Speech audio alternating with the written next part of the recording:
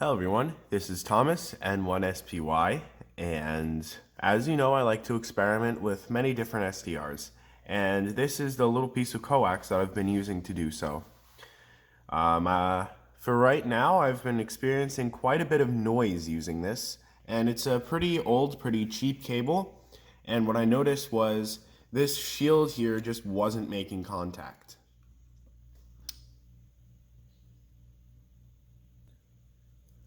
What I'm going to attempt today is I'm going to attempt to cut this clean and just re-put it back on. So the PL259 is connected to the coax through the center conductor, this right here. So what I need to do is unsolder it from the rest, then I can just cleanly cut it with a knife. If you think what I showed you is not very common, take a look at this. This is a very new coax that had just came in the mail, and look at what already happened to the connector. BNC and PL connectors always have these problems.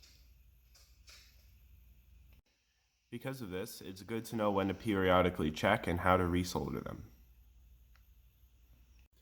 So I have my soldering iron, and I'm just going to hold it right here to disconnect the connector. So here's the open coax, and we're just going to perform a clean cut and redo it.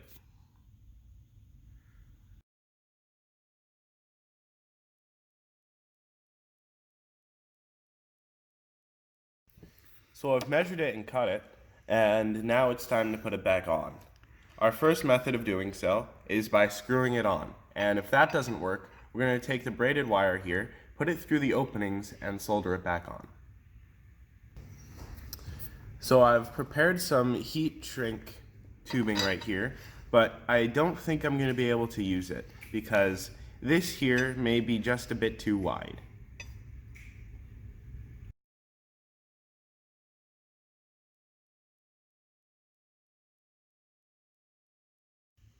So it looks like I'm able to screw it back on, which is actually good news because my soldering iron may not be heavy enough to support the braids being soldered back in, so that's pretty good.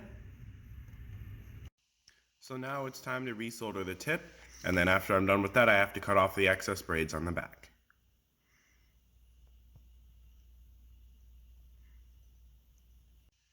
So this here is the finished product.